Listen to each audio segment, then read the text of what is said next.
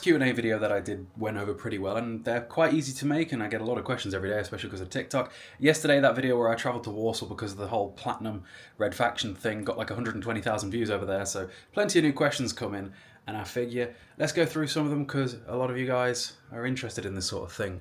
With that said, question number 1. Why are you replacing Platinum games?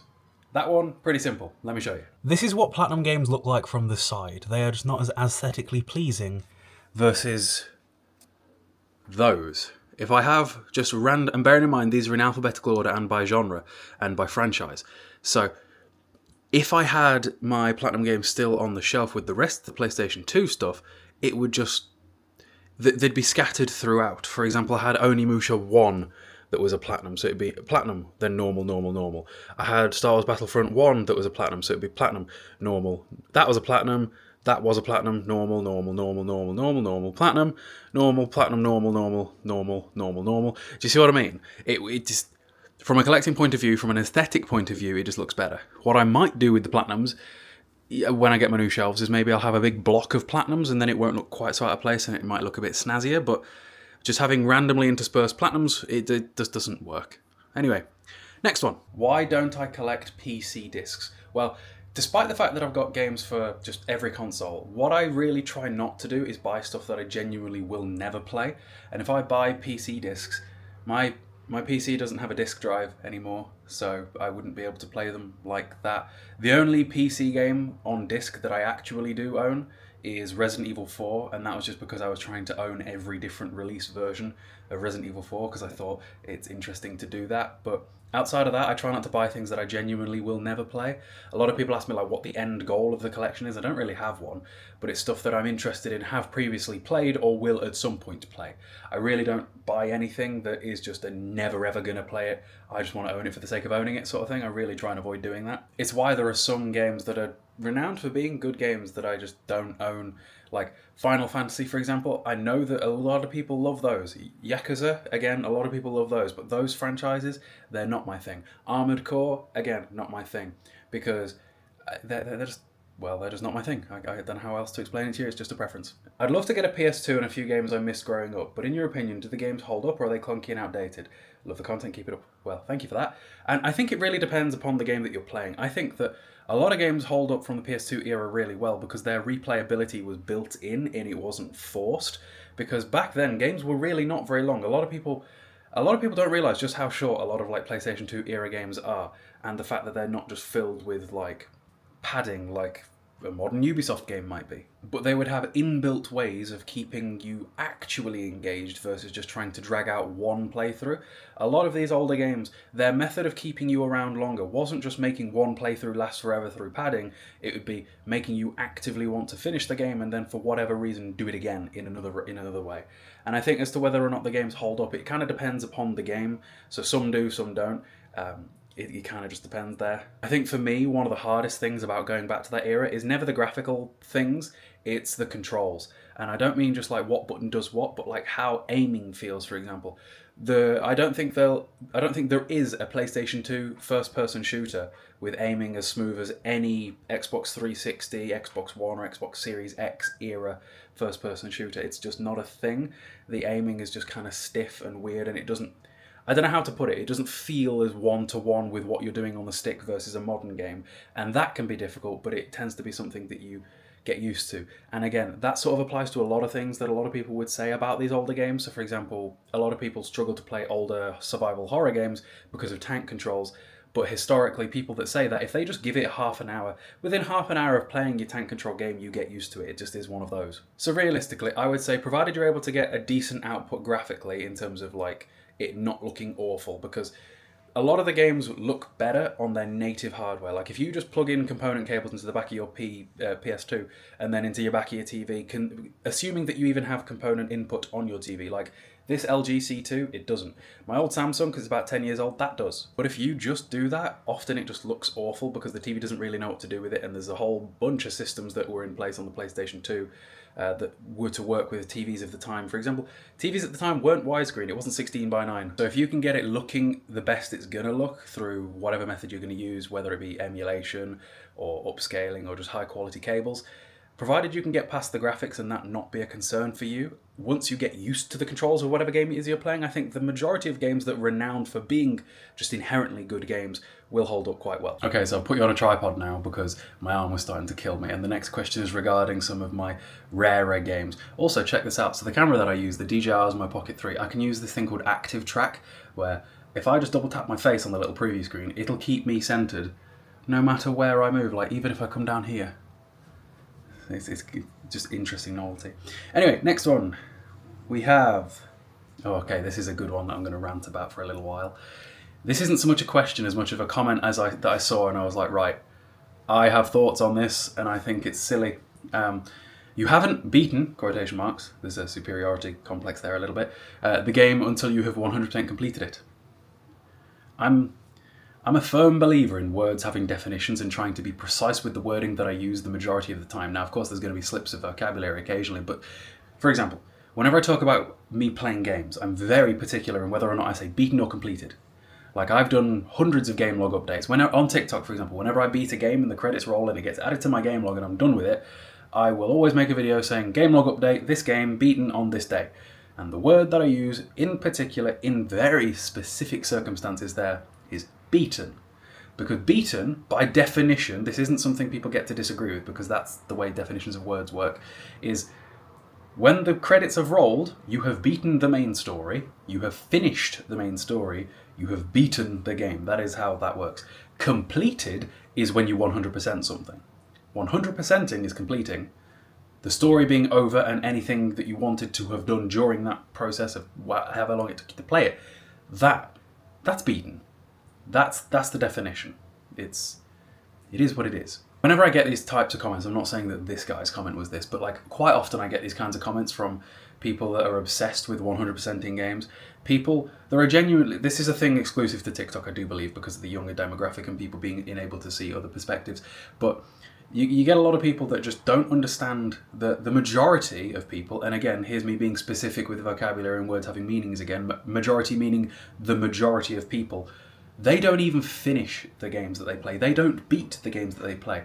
For example, real world common sense test. The next time you play through a game for the first time, when your trophy or whatever, your achievement, when your trophy or your achievement pops for you finishing the game on whatever difficulty you've played, it could even be the easiest difficulty. Is an easy theory test here. Notice what the percentage of people that have actually beaten the game is. It is very rare that like the final trophy of the game for finishing the main story is above 30, maybe 40%. Basically, the majority of people, as in more than half, do not finish the games that they play. Now, apply that same common sense test to the 100% completion reward, which for the majority of gamers these days appears to be the Platinum Trophy. The Platinum Trophy, what percent is that? That is quite often usually single-digit percentages. I have 2 Platinum Trophies, for anybody wondering, and it's the 2 Spider-Man games, because they were easy Platinums. I don't Platinum Hunt at all, it's just not something I'm into, because a lot of the times the requirements to get these trophies just are things that I just don't want to do, like playing through games on their absolute craziest, hardest difficulties. I play through everything on normal, it's just, that's what I do. But even those, I think it's something as low as something like 7% of people got that. So it's still single-digit percentages of people that are actually 100% in the games that they beat. So to say you haven't beaten a game until you've 100%ed it is to say that the vast majority that have ever played a game ever, no matter how big of a gamer they are, no matter how, for example, I get people telling me that I'm not a real gamer. Do you understand how just mental it would be to say that to somebody with a collection like I have, who's been gaming for as many hours a day as I have for the amount of years that I have? It's a crazy thing to say, and I just think it's insane, the perspective that you see sometimes. But no, the majority of people don't 100% the games they play. The majority of people don't even finish the games that they play. So to beat a game is the story having been done. And the thing that I really love about this YouTube account, according to my analytics, is that a lot of you guys are apparently older than me. I'm 26, by the way. And I love that, because often I say things on TikTok and I'm like, the people that are going to see these videos can't relate, because TikTok viewers are on the younger side. Like, the majority of my viewers on TikTok are at least 18, and I think 18 is the youngest age bracket that you're actually even able to pick. And because it's the youngest age bracket you're even able to pick, there's probably people that are way younger. So a lot of my gaming viewers on there are probably younger than that still.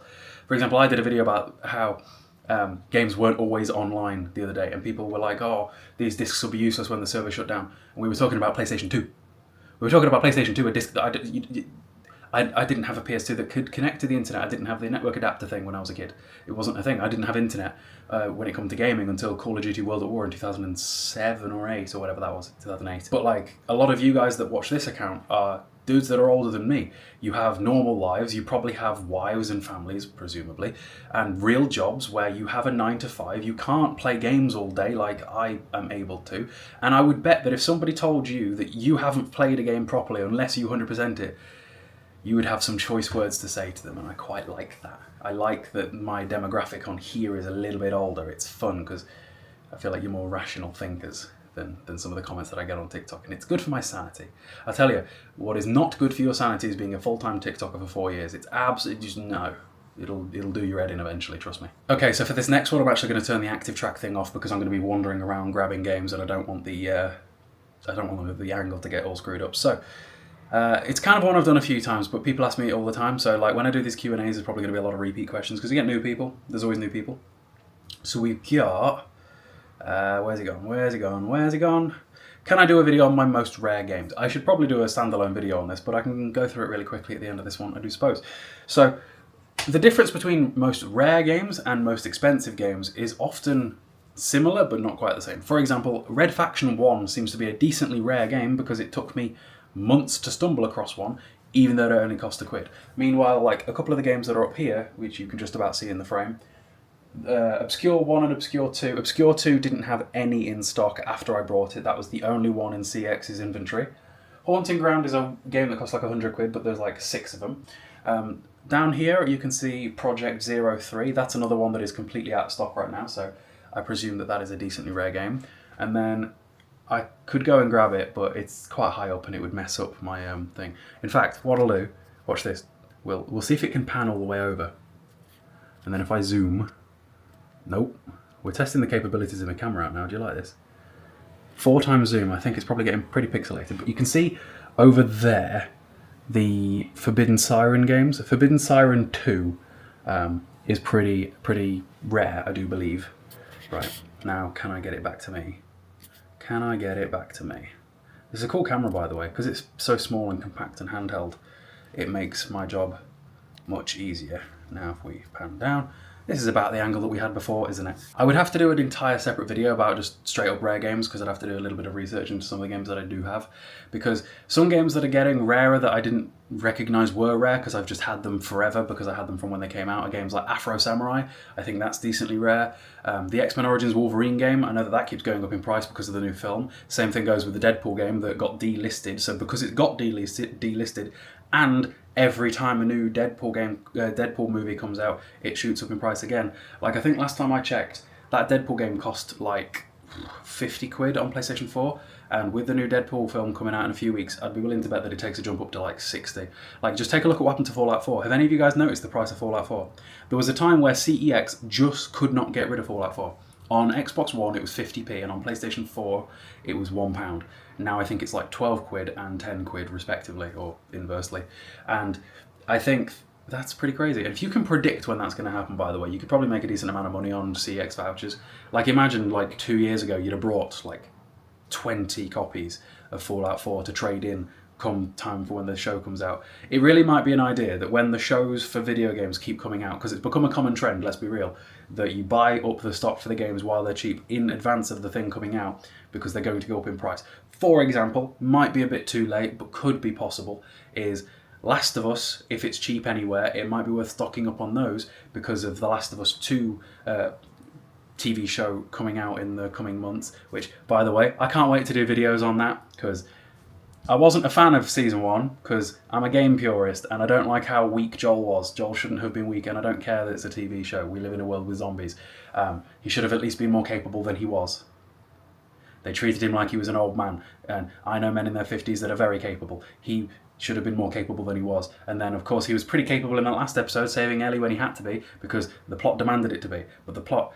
It's bad writing if the plot demands one thing that is inverse to what the plot demanded the episode before of the character skill sets. At least the game Joel being able to go mental at the end of the game made sense because he'd been capable of that throughout the game. He'd shown the ability to execute that skill.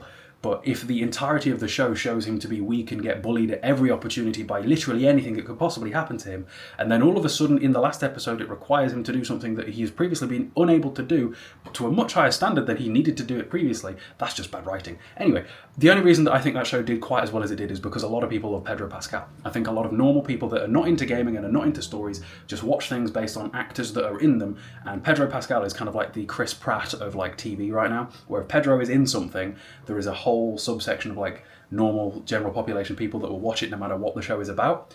And season 2 is going to be funny because of that, isn't it? I can't wait. I'm looking forward to it. In fact, I'm probably going to like season 2 more than season 1 because I wasn't too much of a fan of Last of Us Part 2 because I loved Last of Us Part 1 so much. Anyway, that's a rant for another video, isn't it? Because we're getting on a bit now in this one. So yeah, I hope you guys enjoyed the video. If you didn't already, do like the video. And you see all these videos behind me on my TV, you can go and watch those next. Just go watch all them, subscribe, all that sort of thing. We're on the road to 10,000. In fact, today we should hit like 9,100, depending on if I can get a couple of videos up or not. And yeah, hopefully this video does as well as that first Q&A did. Bye-bye.